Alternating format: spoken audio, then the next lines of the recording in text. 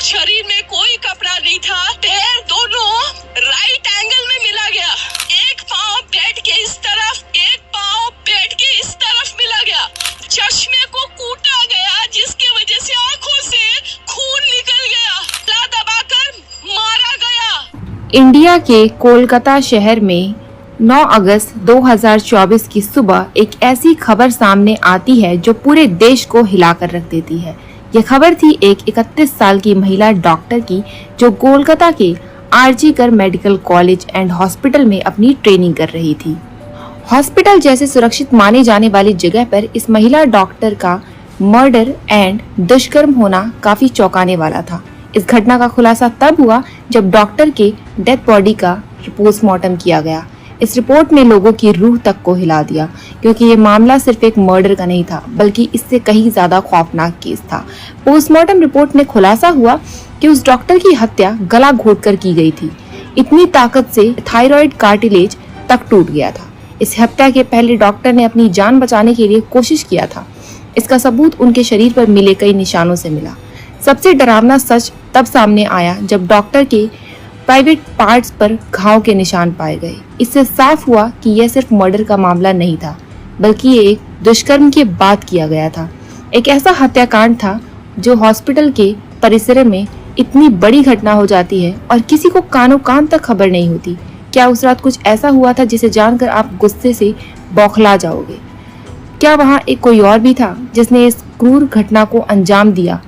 और अगर था तो आखिर कौन था? इन्हीं सवालों के जवाब खोजते हुए हम आज इस वीडियो में बताएंगे कि आखिर उस दिन क्या हुआ था। उस रात आखिर उस मेडिकल कॉलेज के शांत माने जाने वाले परिसर में जब आपको सच का सामना होगा तो यकीन मानिए आपके भी रोंगटे खड़े हो जाएंगे। Guys, before starting this video let me tell you कि मैं यहाँ पर जो फीमेल डॉक्टर थी उनका नाम श्रुति नाम से रेफर करने वाली हूँ। तो आप इस नाम को रियल नहीं समझे, क्योंकि इससे कंफ्यूजन ना हो, इसलिए मैंने आपको बता दिया कि उस नाम को हम श्रुति एक जूनियर डॉक्टर थी जो कि कोलकाता के आरजी कर मेडिकल कॉलेज एंड हॉस्पिटल से अपनी डॉक्टर की ट्रेनिंग ले रही थी। 8 अगस्त 2024 की वो दिन और दिन की तरह श्रुति अपनी नाइट शिफ्ट पर होती है और वह अपनी जॉब कर रही होती है। तभी रात के 11 बजे उन्हें अपनी मदर का फोन आता है, जैसे कि हर दिन आता था, क्योंकि पेरेंट्स को तो अपने बच्चों की चिंता हमेशा ही होती है। श्रुति की मदर ने उनसे पूछती है कि क्या तुमने खाना खा लिया और तबीयत वगैरह तो ठीक है तुम्हारी, जिसके रिप्लाई में श्रुति बोलती है कि उनकी तबीयत एकदम ठीक है और वह बस कुछ पेशेंट्स को देखने जा रही हैं, जिसके बाद वह अपने कलीग्स के साथ बैठकर खाना खाएंगी। अपनी मदर की बात करने के बाद श्रुति पेशेंट्स को देखने राउंड पर निकल जाती हैं और सारे पेशेंट्स को देखने के बाद अपना काम खत्म करके श्रुति रात के 2 बज जाते हैं, जिसके बाद वह अपनी कलीग्स के साथ जाकर हॉस्पिटल कैंटीन में बैठ जाती हैं, जहां पर मिलकर वह लोग खाना खाते हैं और साथ साथ थोड़ी बातें भी करते हैं। खाना खाते खाते और बात करते करते रात के 3 बज जाते हैं और श्रुति थोड़ी सी थकान हो जाती है, तो उन्हें थोड़ी थकान फील होती है। वह अपनी थकान दूर करने के लिए उस हॉस्पिटल के 4th फ्लोर में बने सेमिनार हॉल में जाकर रेस्ट करने लगती है। श्रुति के रेस्ट करते करते सुबह के 7:30 बज जाते हैं और तब भी श्रुति सेमिनार हॉल से बाहर नहीं आती, जो कि काफी ज्यादा अनयूजुअल था, क्योंकि श्रुति कभी भी आधे घंटे या फिर 1 घंटे से ज्यादा का ब्रेक नहीं लेती थी। हॉस्पिटल का एक वर्कर जो कि सुबह की शिफ्ट स्टार्ट होने से पहले हॉस्पिटल के सारे रूम्स को चेक कर रहा होता है, वह ऐसे ही सारे रूम में चेक करते हुए वह सेमिनार हॉल की तरफ जाता है। जैसे ही वह सेमिनार हॉल के बाहर आकर उसका गेट खोलता है, उसकी आंखों के सामने होता है एक भयानक नजारा, जिसे देखकर वह बहुत ज्यादा चीख पड़ता है। उस वर्कर की चीख सुनकर आसपास के लोग वहां इकट्ठा होने लगते हैं और देखते हैं कि सेमिनार हॉल के अंदर श्रुति की बॉडी बिना कपड़ों के पड़ी हुई है और उसकी बॉडी पर कुछ ब्लड के निशान भी हैं। यहाँ खड़े हुए सारे लोग वहाँ खड़े सब लोग के लिए ये एक ट्रॉमा से कम नहीं था, स्पेशली दूसरी फीमेल डॉक्टर्स एंड वर्कर्स के लिए, क्योंकि उन्होंने अपनी आंखों के सामने ऐसा नज़ारा पहली बार देखा था, वह भी हॉस्पिटल प्रेमिसेस के अंदर। श्रुति की बॉडी को देखकर आसपास खड़े सारे लोग उसे एक स्ट्रेचर पर लेटाते हैं और इमरजेंसी रूम में लेकर जाते हैं, ताकि डॉक्टर उसकी सब हेल्प कर सके। और डॉक्टर्स के स्ट्रगल करने के बाद भी 1.5 घंटे के बाद भी श्रुति अपना दम तोड़ देती है। हॉस्पिटल में कुछ लोग थे जो इस मर्डर एंड दुष्कर्म को एक नॉर्मल केस जैसा दिखाने की कोशिश कर रहे होते हैं, जस्ट बिकॉज कि वो इस हॉस्पिटल का नाम बचा सके। बट जब पोस्टमार्टम रिपोर्ट आती है तो सब दूध का दूध और पानी का पानी हो जाता है। इन रिपोर्ट से साफ साफ पता चलता है कि श्रुति के साथ किसी ने जबरदस्ती गलत हरकत करने की कोशिश करी और जब वह इंसान अपने आप को बचाने लगी तो उसने उसका गला घोट दिया और इवन उसकी बहुत बुरी तरीके से उसको मारा। ये सारे प्रूफ मिलने के बाद यह केस पुलिस को हैंड ओवर कर दिया जाता है एंड पुलिस वाले इस क्रिमिनल को पकड़ने के लिए लग जाते हैं। सबसे पहले पुलिस इस क्राइम सीन पर ही छानबीन कर जहां यह सब हुआ था। किस्मत से पुलिस वालों को वहां पर श्रुति के कुछ नेल्स एंड ब्लड सैंपल्स मिलते हैं और साथ ही एक ब्लूटूथ नेक बैंड। यह केस शायद और भी ज़्यादा जल्दी सॉल्व हो जाता अगर उस फ्लोर पर सीसीटीवी कैमरा होते, बट बदकिस्मती से उस सेमिनार रूम के अंदर या इसके आसपास कोई सीसीटीवी कैमरा नहीं था, लेकिन जिस रास्ते से फ्लोर पर एंटर करा जाता था वहां पर एक सीसीटीवी कैमरा पुलिस वालों ने देख लिया था। सुबह 3 बजे से 8 बजे तक के बीच की रिकॉर्डिंग पुलिस वाले चेक करते हैं। इतने टाइम के बीच कितने लोग उस फ्लोर पर आए और गए। इन सीसीटीवी फुटेज को चेक करने के बाद यह पता चलता है कि टोटल 6 लोग इस फ्लोर पर आए और गए थे।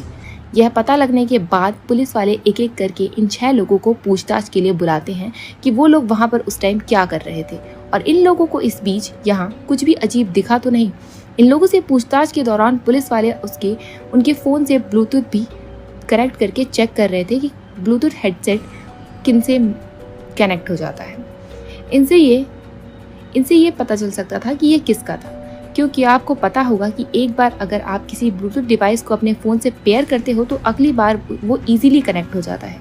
और फाइनली पुलिस वालों को यह ट्रिक काम भी आ जाती है, क्योंकि यह ब्लूटूथ नेक बैंड इन 6 लोगों में से एक आदमी के फ़ोन से कनेक्ट हो जाता है फौरन ही, जिसका नाम था संजय रॉय, जो कि सिविल वॉलंटियर था।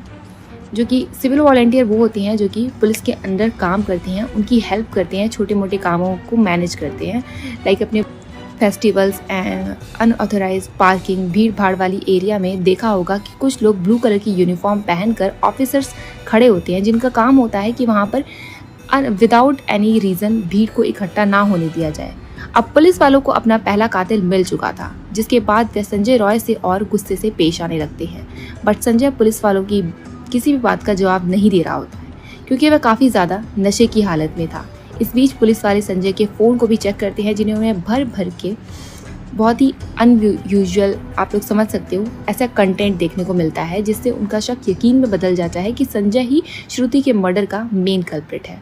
इसके बाद पुलिस वाले संजय रॉय को और भी ज़्यादा डराने लगते हैं एंड फाइनली वह डर में अपना गुनाह कबूल कर लेता है कि उसने ही श्रुति को मारा है एंड उसके साथ दुष्कर्म भी किया है। यह पता लगते ही पुलिस वाले और भी ज़्यादा प्रूफ कलेक्ट करने के लिए संजय के घर जाते हैं। वहाँ पर उन्हें शू मिलता है जिसके ऊपर खून जैसे ही धब्बे होते हैं, जिससे पुलिस वाले सैंपल कलेक्ट कर लेते हैं एंड उसके बाद वो और तलाशी लेने के लिए संजय के घर के बाहर कुछ कपड़े सूखने देखते हैं। और यह वही कपड़े होते हैं जो कि उस दिन संजय ने पहना था, क्योंकि वह सीसीटीवी कैमरा में कैप्चर किया गया था, जिससे जाहिर होता है कि संजय प्रूफ मिटाने की कोशिश भी कर रहा था। जब संजय को पूछताछ के लिए पुलिस स्टेशन में लाया गया था, उस वक्त वह काफ़ी ज़्यादा नशे की हालत में था और वह सब इसलिए कर रहा था ताकि उसे कम सज़ा मिले, जस्ट बिकॉज वह उस वक्त नशे में था। बाद में जब पुलिस वाले उस शू पर लगे ब्लड सैंपल्स को चेक करवाते हैं तो वो भी श्रुति के ब्लड से मैच हो जाता है, which was solid proof against him. इन सारी रिपोर्ट्स एंड डिटेल्स को एक साथ कंबाइन करके पुलिस वालों को पता चलता है कि उस रात संजय रॉय काफ़ी ज़्यादा नशे की हालत में था और वह रात के 11 बजे हॉस्पिटल में एंटर किया। संजय अक्सर उस हॉस्पिटल में नाइट शिफ्ट किया करता था, तो यहाँ उसे काफ़ी अच्छी नॉलेज थी कि कहाँ पर कैमरा है और कहाँ पर नहीं है।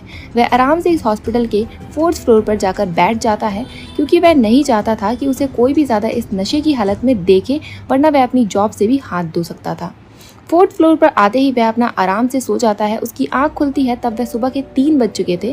तभी संजय की नज़र श्रुति पर पड़ती है, जो कि रेस्ट करने सेमिनार हॉल में जा रही थी। श्रुति को अकेला देखकर संजय के इरादे बिगड़ने लगते हैं। वह पहले ही काफ़ी देर तक 4th फ्लोर के चक्कर लगाना शुरू कर देता है, यह कन्फर्म करने के लिए कि कोई यहाँ पर आता जाता तो नहीं है। जब उसे लगता है कि उसका रास्ता साफ है तो वो सुबह के 4 बजे सेमिनार हॉल के अंदर जाता है, एंटर करता है और वहाँ 4:45 पर बाहर आ जाता है। वहाँ से 45 मिनट तक श्रुति के साथ इस आदमी ने क्या क्या किया होगा, वह कितने पेन से गुजरी होगी, यह सोचकर किसी का भी दिल सहम जाएगा। स्पेशली श्रुति के पेरेंट्स, जिन्होंने इतनी उम्मीद से सेक्रीफाइस करके अपनी बच्ची को डॉक्टर बनने भेजा था एंड श्रुति अपने पेरेंट्स की अकेली बेटी थी।